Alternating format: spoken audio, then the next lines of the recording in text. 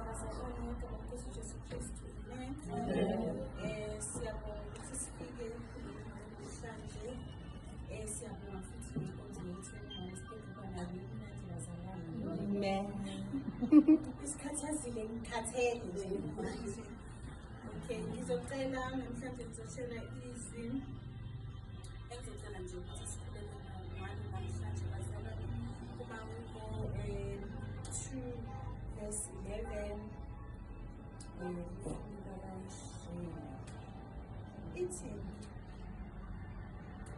it is serve the Lord with fear and rejoice with trembling. Bazalwane, lesi leli ngiyalithanda kakhulu. Ngilithandiswa ukuthi lingifundisa ukwazi uJehova. Lingifundisa futhi ukwazi umqoka kaJehova ukuthi kahle kahle uJehova uyini empilweni zethu bazalwane. Sometimes uJehova simthatha for granted. uJehova asimsabi bazalwane ngokubona kwami. Ungamanisabe umuntu unosaba uNkulunkulu. Yena kuye umkhulu kunathi. Yena kuye i-creator yalomhlaba. But asimsabi bazalwane. Kukho konke uJehova nje thina nje asikahle kahle abantu nokubona ngathi abamazi ukuthi ungakanani. uJehova masingaqala nje ekutheni ukuthi ucreate umhlaba, is the creator of this world. Lokho kusho kumele kusitshele into enkulu ngithi ukuthi uyi-creator yalomhlaba. So kungani thina singamsabi?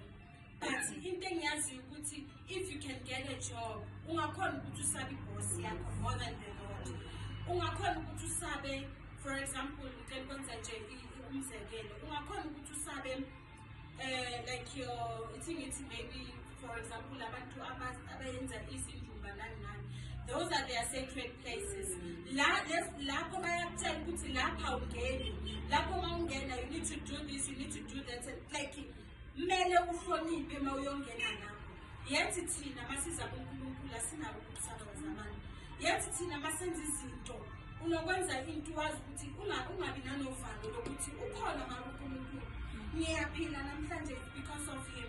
Ngiyaphila namhlanje because of uyongilethela emhlabeni. We forget easily bazalwane thina siyamkhohlwa uNkulunkulu. Siyakhohlwa ukuthi ngokuthi sibe la it's because of him. If yena angathanda ukuthi sibe la angiboni ukuthi besizoba nabazalwane. Ngakho-ke kuna nalezi engilithandayo Matthew elithi khonzani, like masikhonze uNkulunkulu engathi uyabuya. Ngazo zonke izinkathi masimkhonzeni uJehova engathi uyabuya bazalwane, ngathi ubuya namhlanje. Every time you should always remember ukuthi whatever that you do, remember ukuthi mawuyenza namhlanje mawuyenze ngathi uJehova makabuya uzokuthola uready for yena now. You should always remember that bazalwane, and simsabeni uJehova ngazo zonke inhliziyo zethu. Whatever that you do, lento le uyibonayo ukuthi le ayilunganga and uNkulunkulu akayithandi, always remember him. Every time owazi ukuthi uzokhuluma into wazi ukuthi uJehova le akayithandi, khumbula ukuthi uJehova the creator of this world. Every time owazi ukuthi uzonyathela lapho kufanele unganyatheli khona, mkhumbule uJehova bazalwane. Mthandeni uJehova, masimthandeni uJehova bazalwane, masimhlonipheni uJehova bazalwane. As much as ukwazi ukuthi mawubona your bosses or your bani wazi ukuthi uyahlonipha lapho uzukukhokhobe bazalwane, like wasikhokhobela abantu. Yet yena uNkulunkulu uhluleka nawe kumkhokhobela. Whatever that you do, you can sin ngaphandle wenze like wenze isin oyibona ukuthi yabole uNkulunkulu angeke azangiqolele ngayo. But awunandaba, you don't care because yena is it because akasiboni? Mara mhlale wazi ukuthi ngoba ngakuboni isono sakho leso senzile uJehova. Like bazalwane, another thing you should always remember ukuthi just because uJehova unomusa ngathi akumelanga sithathe advantage ngayo. Just because uJehova uyasizwela kunesineke ngathi unothando ngathi akumelanga sithathe advantage yokuthi ngizohamba ngiyosina and then I'll come back to church and repent. Or as soon as I'm done with sinning and then God forgive me of my sins. Sengishithe ngugugile, but kusasuyazi ukuthi vele nakusasa uyabuyela lapho.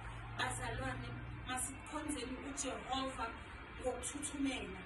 Mawuthembe uJehova, mawukhonze uJehova ngokwazi ukuthi mawuza kuye, as soon as you come before him, mawuza kuyena bazalwane, zithobe bazalwane, uzinikele kuye. And ucele uNkulunkulu ukuthi Jehova, mina ngiyakunyaza. You can say that to him. Jehova, mina ngiyakunyaza. Mina yonke into engiyenzayo vele ngiyakunyaza because angikwazi kahle. Sondela kumina moyo oyingcwele, ngikwazi kangconyana ukuze uzokwazi ukuthi mangikhonza ngibe nokuthuthumela, ngijabule mangicabanga, ngijabule nje mangisendlini yakho, ngikwazi ukuthi ngigweme zonke lezi zinto zalomhlaba ongasifuni. uJehova bazalwane uyasithanda ngakho konke. Ekusithandeni kwakhe uba nomusa nathi.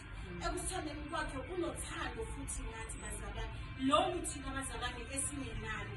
Now namhlanje ngiyacela bazalwane ukuthi mawukhuleka kuNkulunkulu, you should remember ukuthi makathi uJehova makathi serve the Lord with fear, ngokumesaba, mkhonze ngokumesaba namhlanje bazalwane.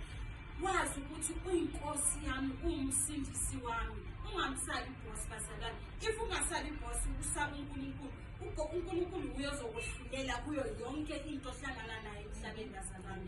Now that we're gonna pray, ngicela nje bazalwane umnxuse uJehova ukuthi Jehova, ngicela ukukhonza ngokukwesaba.